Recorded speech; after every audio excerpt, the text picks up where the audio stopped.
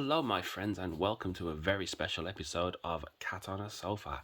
Today I'm doing Hucks Pop Culture Cafe A to Z Desert Island Stack.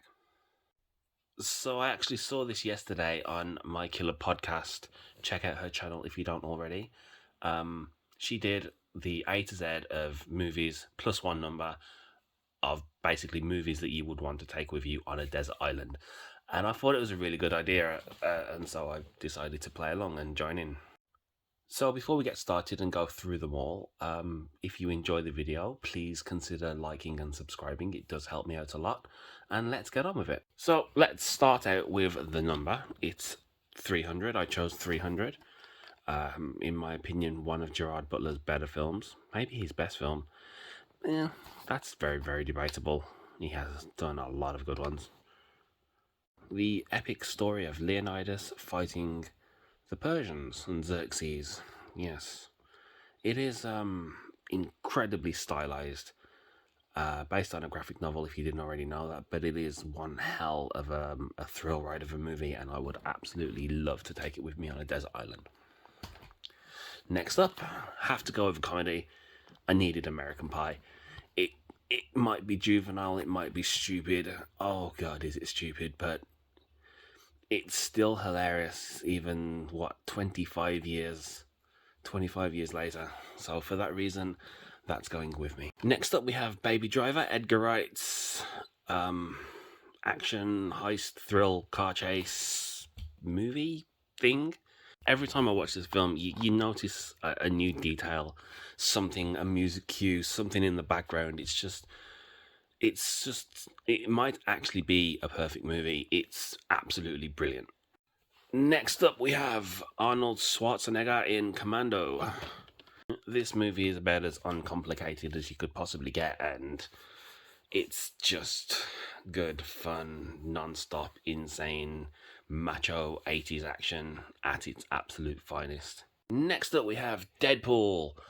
Wow, Ryan Reynolds just nailed this part. I mean, to be fair, he was literally born to play it. He's been playing Deadpool all the way back since Blade Trinity, where he basically played Deadpool in all but name and, powers, I guess. But this movie is just endlessly and hilariously rewatchable. It's just so fun, so much action. It's just so stupid, but it's brilliant.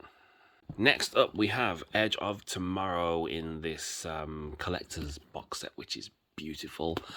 Had to include at least one time loop movie in here. I've actually got two, but which one's better? I'll leave it up to you.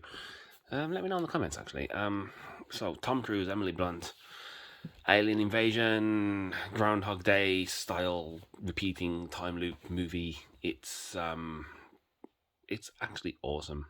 Next up, I chose Forrest Gump for F, and this is just a really good, wholesome, heartbreaking story of Forrest Gump and how he kind of stumbles through life, managing to succeed. I mean, it's been getting a little bit of hate recently. I don't know why. People say they're fucking... people say that it doesn't quite hold up, but I disagree. Every time I watch this film, I still really enjoy it, and this steelbook is gorgeous too. Next up, I have Groundhog Day, the I think the original time loop repeating movie. Is this Bill Murray's best film? I don't know. I don't really believe in best films, not so much. It's just, well, it's something I would want on a desert island. It's hilariously rewatchable. Next up, we have Her by Spike Jonze. This is a relatively recent film for me, even though it came out like almost a decade ago now, and it leaves something with you after you watch it. It's just, you will just finish the film thinking, what the hell did I just watch?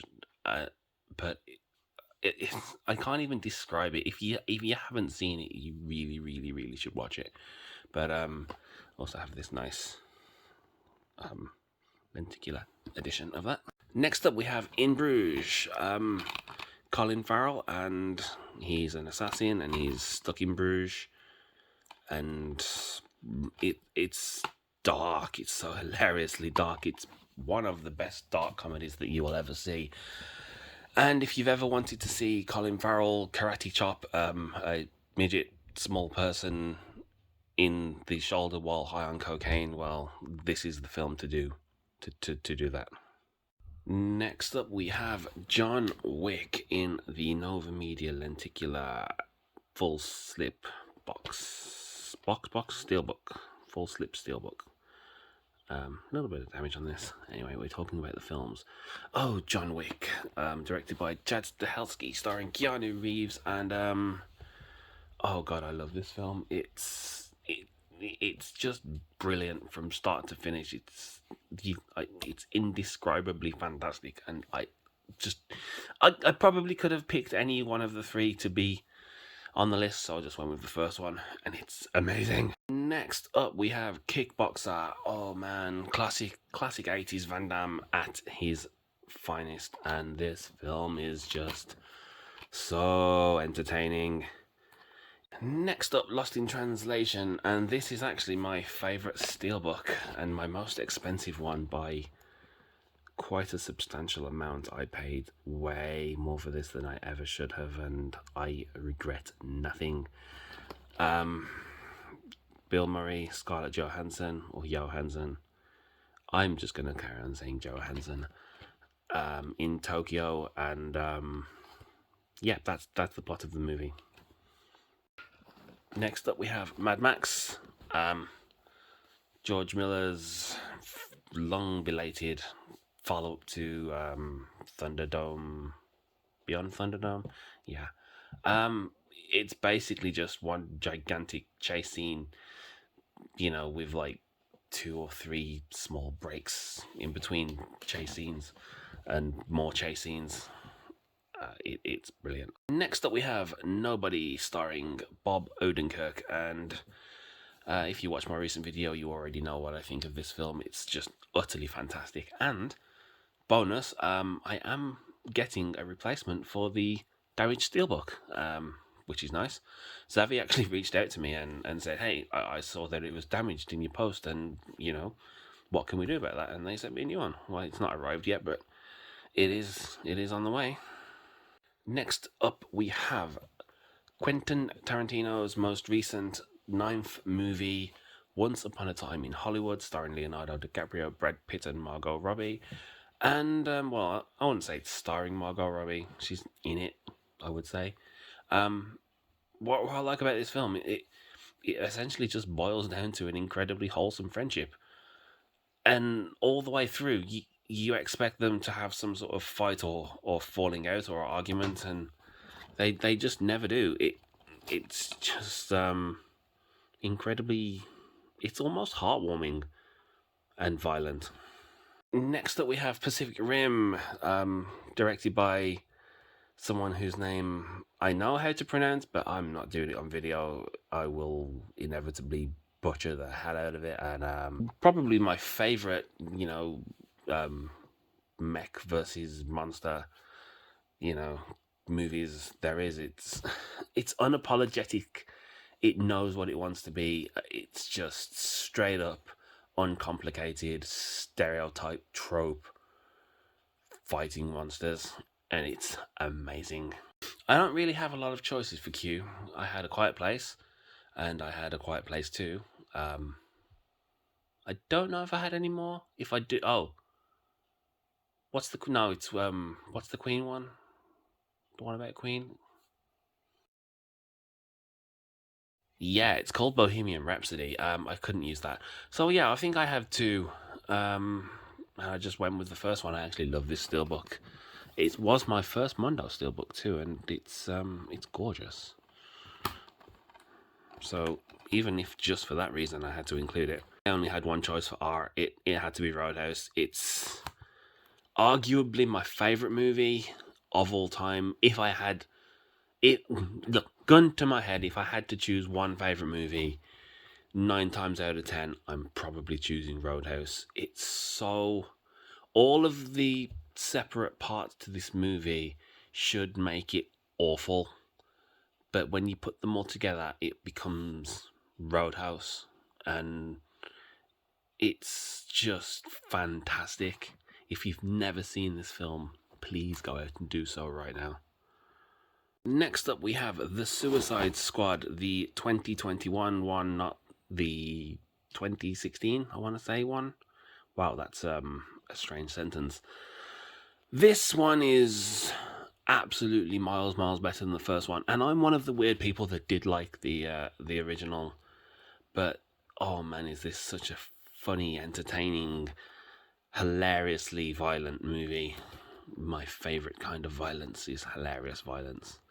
But everyone in this film just looks like they're having an absolute blast playing their roles, and Margot Robbie again with Harley Quinn. So, that's brilliant. And on to tea, we had to have a Terminator film in this, and I did not have nearly enough Arnie, so I decided to go with Terminator 2. I don't have anything to say about this film if you don't know that it's brilliant at this point. Where the hell have you been living? On to you, and I went with Unbreakable, although I don't think I had a whole lot to choose from for you. This is probably M. Night Shyamalan. I have no idea if I pronounced that correctly. It might be his best film. I mean, I don't really think he has that many truly good films. Not that are just legitimately good for being good. Like, The Sixth Sense was good, Unbreakable was good. I haven't seen Spiral, and I haven't seen Split either, and then, damn, I can't remember the name of the one after that, the follow-up. Anyway, The Last Airbender is atrociously bad, and Signs is, I don't think you can call Signs a good movie, but it is entertaining, and The Happening, I was actually watching The Happening last night, and it's certainly not a good movie, but at the same time, it is hilariously entertaining. I don't think M. Night Shyamalan actually knows how to write characters or believable speech, or actually tell people how to act like human beings in a scene. But I don't know. I don't know if he got lucky with some films, or maybe he had like different people helping him. But this one is legitimately good. It has some good performances. And then you have things like The Happening, where Mark Wahlberg he doesn't even sound like he's in the same film that he's in, and I don't know. So on to V, and not a terrible amount of choice for V again, and I went with Valerian. This film is criminally underrated. I mean, maybe the performances of the two leads, Dane DeHaan and Cara Delevingne. Wow, I got that right on the first try. That's usually the main criticism, but I'm a huge fan of Luc Besson. And this film, it really is visually, it's on another level, and it's entertaining. Sometimes people just forget that movies, sometimes all they have to be is entertaining. They don't have to be high art. On to X, and X does not give me very many choices whatsoever. It basically boiled down to X-Men, or X-Men. And the first three I have in a trilogy box set, so I decided not to use that one. So it was either First Class, Days of Future Past, and Apocalypse. I think, to be fair, Days of Future Past is also really good, but I just decided to go with the first of the second trilogy, as you would call it. This film is, humongously entertaining. Almost at the end now, and I have very, very few movies starting with Y, and I went with Your Name. Man, this slipcover is gorgeous. Is this Makoto Shinkai's best film? I think so. Although I've only actually seen two of them. I don't have a big pool to pull from here, but this film is stunningly animated. It really is gorgeous, and it's worth watching if just for the animation. But it's also very Japanese. I mean, if you don't like this kind of film, you probably wouldn't like it. But I suggest that you go check it out. And Zed actually had, well, a few choices for Zed. You have Zakamiri and Zoolander, and yeah, maybe it was just those two. But oh man, I actually watched this again last night too. Oh, this film's so funny. I think this might actually be Kevin Smith's funniest movie. Maybe not his best, but certainly it's just wall to wall hilarity all the way through. It's absolutely brilliant. And with that, my friends, is the end of the list. Please also consider liking and subscribing if you enjoyed the video. And this has been a lot of fun. I hope you all enjoy it. Please also consider doing the challenge too if you want. And I shall see you next time.